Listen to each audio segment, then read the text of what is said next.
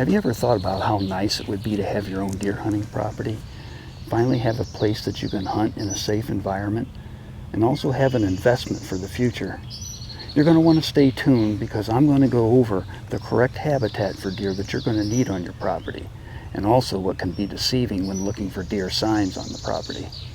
Last but not least, I am going to highly recommend a certain firearm for hunting deer.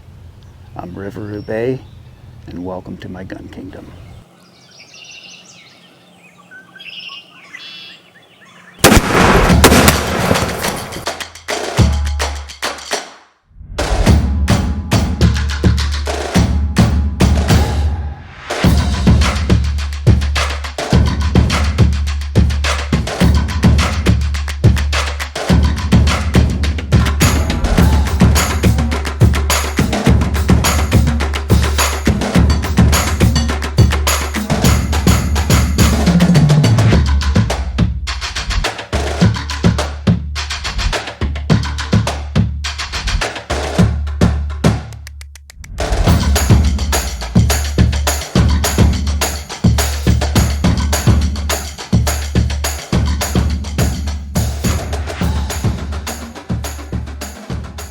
So before going out and searching for deer hunting property, one thing I recommend doing is going to your state parks and regional parks. A lot of deer have taken up residence in these parks, and these parks are very knowledgeable in maintaining habitat for deer. So you'll want to take your cell phone along and take some pictures, or either that or take some mental pictures, but take your dogs for a hike or take your family out and look around the parks and see if you can see some deer, and look for things like water for deer, water sources. Deer like a lot of cover. Look for acorns on the ground around some trees, and look at the things they provide for deer. Okay, so that way you can take that knowledge with you, and then when you start looking at deer property, you can say, well, does this look anything like the state park that I went to and visited the other day? Does it have the correct habitat like that park does? So, and then another thing I recommend is getting a hold of a realtor that specializes in selling recreational property. Okay, these people are pretty knowledgeable on deer hunting properties, and they can lead you in the right direction and get you set up with the exact location you're going to need and how many acres you're going to need. Now, we can talk about location, but let's talk about the acres that you need. Now, the experts say if you're going to have 2 hunters, you need at least 50 acres. Okay, now you can go less than that or you can go more than that, but if it's only going to be 1 hunter, I would say you would probably only need at least the bare minimum 10 acres. Now, the location that you're going to look for is going to be within 3 hours of your home. Okay, because if you don't have a cabin on the site, and if you don't have a trailer that you can take or anything like that, a camper or anything, then you'll want to be able to make it down there before daybreak and get set up in the woods. And also you want to look for motels and hotels around the area in case of inclement weather to where you can't get back home. Or let's say that you have a wounded deer and you tracked him a lot longer than you thought you were going to have to. So you'll want to have a place in mind where you can stay all night. And a big thing is to stay away from large cities. Look for a property that's far away from big towns, big cities. You'll want to keep the smaller towns in mind because you might need some supplies like food or beverages. So that's the main thing to look at when you're looking for location. But as far as acres go, again, you can go down as low as 5 acres, okay, but that's going to limit you to how many hunters that you can have on your property, say if you want to take a lot of friends or something like that. But if it's just going to be a couple hunters, you can deal with anywhere from 10 to 50 acres would probably be sufficient. Okay, another important thing to look for when scouting out a deer hunting property is cover. Deer love cover. I can't stress that enough. Your property has to have a lot of cover for deer. If you want them to be in there in the daylight and bed down and take up residence on your property. Otherwise, they could just use your property to get to another property during the night. So you want them to be able to take up residence during the daytime. So look for a lot of cover. So cover could be shrubs, thick shrubs. It could be a swampy area like this combined with cover. Deer use cover for protection from predators. They also use cover for raising their young, and they also use cover for bedding down. So cover is very important. And there's certain limitations to doing your own cover. And one thing that you can do is called hinging trees. And they recommend not more than 5% of some of the younger, smaller trees. And what you do is you cut them off about 4 feet, and then you let them fall over and let them stay attached to the stump that you cut them from. Okay, so here we have a really good example of a hinge tree. And now this one is a little bit high. If you're going to do this yourself, you want to have them about 4 feet, cut them off about 4 feet. But this is how you want to leave it attached to the stump, just like this. So this happened naturally, but this actually helps provide cover for deer. And like I said, they recommend not more than 5% of your trees you want to do this to. So pick out some smaller trees like this one. So deer love cover. So when you look at a woods or a deer hunting property, and if it's a thinned out woods and there's not a lot of heavy brush, it's probably not going to be a place where deer are going to take up residence on your property. So if you're looking for a deer hunting property where deer actually live there, they actually take up residence and they live there, and they don't go, wandering off to somebody else's property during the daytime, you want a lot of heavy brush. Okay, you want tall grasses, you want shrubs, you want thick cover. And when you buy the property, don't thin it out. Leave it nice and thick the way it is. And look for pine trees. Look for groups of pine trees together, because deer love to lay down on pine needles. Okay, so it's very important that this deer hunting property that you're going to buy has a lot of thick cover for deer, especially for daytime. So here is an example of the tall grasses that you want to look for on the property. Along with this heavy brush here behind the tall grasses.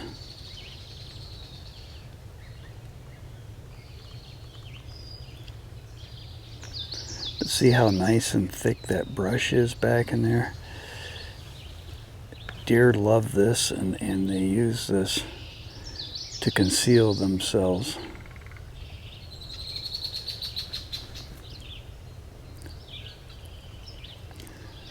But this is how thick you want your property to be with brush.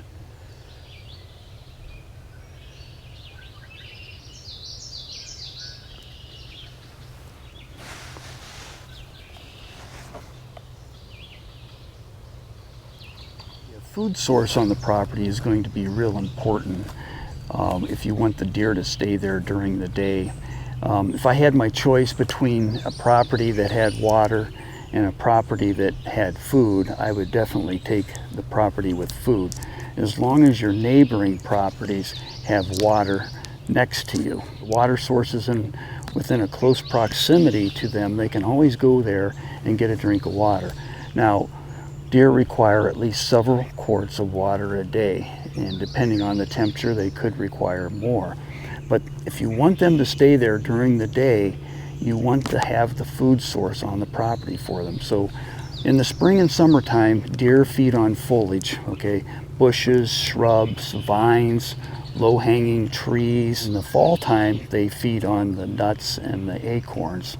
Now, it won't be until October till when they start feeding on the acorns and the nuts. And what they want to do is they want to build up their fat requirements before winter with those types of food. Now, during the summer and the spring, you want a lot of the cover in there. So we've talked about cover for deer and how it's important, and also that cover provides the food source for the deer too. So it's very important that your deer stay on your property during the daylight hours. Now, another thing that you want to look for is the trees, what type of trees they have. And your realtor should be able to help you with that, identifying trees. And if not, I would get on the internet and do some research, and if you want, you can just keep it simple by just identifying the bark on the trees. Like this one right here, this is a hickory tree, and you can tell by the bark. And what you want to do is you want to look around for other trees like this too, and then learn how to identify like an oak tree and all your hardwood trees. Maple trees are good to have on the property too. So you want a diversity of trees, and you want a diversity of foliage. Okay, you want tall grasses, bushes, shrubs, low-hanging trees, vines, and this also provides the cover for the deer too. So you gotta have, they go hand in hand, so you gotta have both. So, and another thing people overlook when buying a deer hunting property, they think they don't need this because they're not gonna farm the property, but you really wanna have a soil test done. Now the soil test is going to tell you how it's going to keep producing foliage during the year, and the pH level that you want is between 5.5 and 7.5, 6.5 being ideal. So I would have, you're spending thousands and thousands of dollars on a deer hunting property, I would definitely have it contingent, the sale contingent on a satisfactory result of the soil test. So if you don't want to do that, then just go on the property and make sure you have black, rich soil. But I would definitely have a soil test done. Okay, for the biggest thing that can be deceiving when looking for deer hunting property are deer signs on the property, meaning droppings, buck scrapes, and also trails. Okay, now you may find these, but that doesn't mean that the deer are there during the daylight hours. So if you can, ask the owner or the realtor to see if they have game cameras hung up on the trees, and you can see in the pictures if it's daytime or if it's nighttime. So you want those deer to be there during the daylight hours. You just don't want them traveling through your property at night. So even though you see the signs that deer are around on the property, and that doesn't mean that they're there during the daylight hours. So you have to investigate that. And if they don't have pictures of the deer on the property, then ask the owner if you can hang cameras up and get the photos yourself, and make sure that those deer are there during the daylight hours. So that's very important, and you don't want to skip that. Now, if you feel you have time to do this and you're not afraid of somebody, coming along and buying the property out from underneath you, then I would highly suggest hanging those cameras and make sure, even though you see the signs that deer are there, make sure they're there during the daylight hours. So another thing to look out for when you're looking for a deer hunting property is the proper layout of the land. So in the future, if you ever plan on putting a cabin there or parking a trailer there, is there enough room on the property to place it near the road? Because the last thing you want to do is arrive that day of your hunt and drive back through the middle of the property and scare off all the deer. So make sure you have the proper area to place a cabin or a camper. And another thing is to look for is where can you put a food plot if you want to do that too for deer. So layout of the land is very important too. Now, what I highly recommend using, and most states allow this, is a straight wall cartridge. And I would like you to watch my video on the underrated Marlin 444. And I say underrated, I titled it that way, and I titled it that way because there's a lot of people out there that don't really take the 444 serious, and it's actually a perfect firearm for hunting deer. Your deer are thin-skinned animals, and a 444 is plenty enough power to stop them. you want to drop your deer where they pretty much where they stand, because you don't want them going into other hunters' zones. So the 444 can actually do that. So watch my video called The Underrated Marlin 444 here on Rivers Gun Kingdom. Okay, the last thing you'll want to do is get to know your neighbors and make sure they're willing to share the responsibility of keeping the habitat up for the deer and around the properties there. And also it's a good idea to talk to them about, you know, tracking deer. In case you get you have a wounded deer and it goes into each other's property, it's a good idea to share, you know, letting each other go into, you know, one another's property, and find out if they're bow hunters or if they hunt with guns or whatever. But it's a good idea to get in touch and let them know what you're going to use your property for, and then you'll have a good idea what they're going to be, you know, using their property also for. So more than likely, you're not going to find the perfect deer hunting property, and you're going to have to make a decision on whether you give up the food on a property or you give up the water on the property. And if it was up to me and making that decision, I would choose the property with the food. As long as your other properties next door to you have the water, then I wouldn't worry about that at all, as long as it's within a close proximity to where the deer can go and get a drink and then come back to your property and eat the food there. But I would definitely choose the property that has the food source. So you can always fix a water problem, but fixing a food source takes years and years and years. And but the way, if you don't have a property next to you that has water, then what you can do with your property then is dig a small pond and bring some tanker trucks in there and fill that up with water. And that's a lot easier to fix than a food source, but I would definitely choose the property with the food source. So I wish you luck in finding a really nice place to hunt deer, and something that you'll have as an investment too. And not only that, but you'll have friends and family that'll create memories that'll last a lifetime. So if I've helped you out with this video, make sure you click the like button down below and hit the subscribe button. There's always more future content coming up, and I want to thank everybody for watching. Also thank my subscribers, and I want to thank my future subscribers too. But I wish you luck in finding your property. Thank you for watching. So we have a place here where deer can actually bed down for the day, and they got a water source here.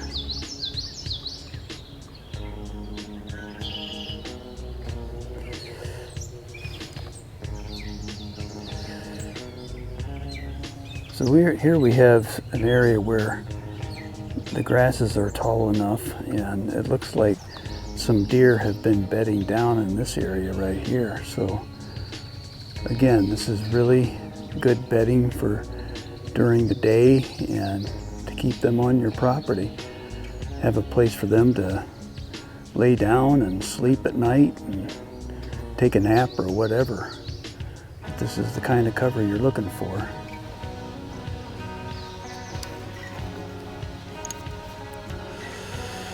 So here's a good example of a diversity of brush.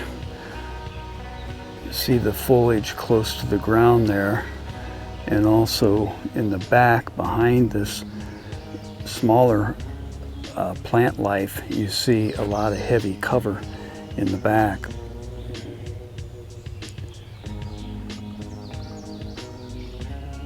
But this is a perfect example of what you want your deer property to look like.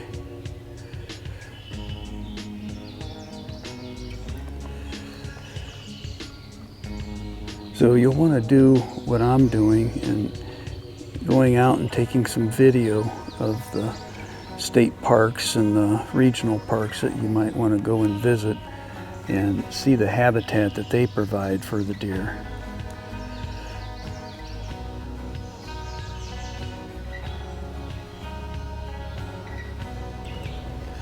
Here is a great example of some mature trees that you'll want to look for on your property.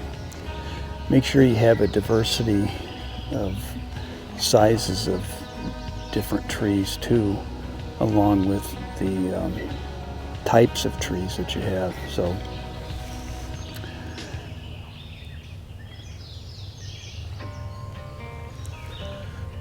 But this is what you want to look for when scouting out your deer hunting properties.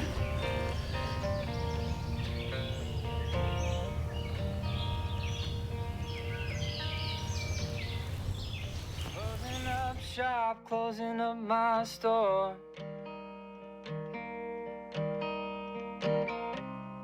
I know this city doesn't need me no more. And I know it ain't no mystery. I'm going on back to bear country.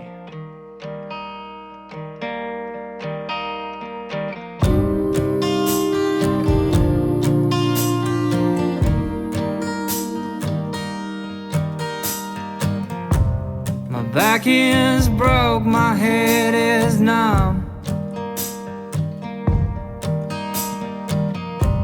This new generation's making me feel old and dumb.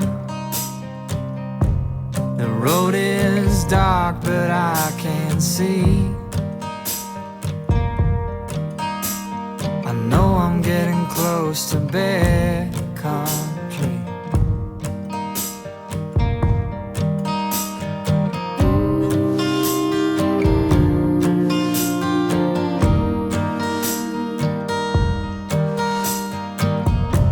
The city was killing me, now I know. And it was hurting, it was taking its toll. It'll take my body, but it'll never take my soul. It'll take my body, but it'll never take my soul. Take my body, but it'll never take my soul.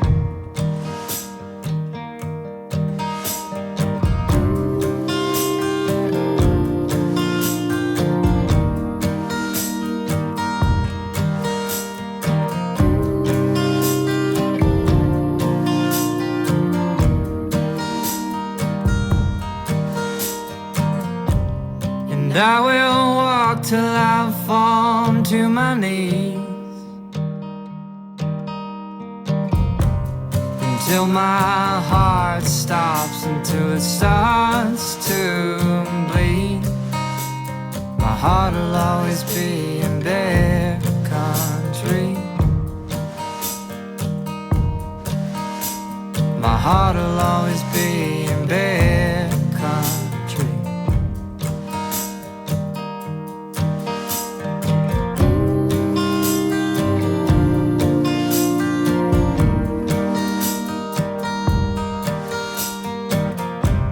The city was killing me, now I know. And it was hurting, it was taking its toll. It'll take my body, but it'll never take my soul. It'll take my body, but it'll never take my soul. Take my body, but it'll never take my soul.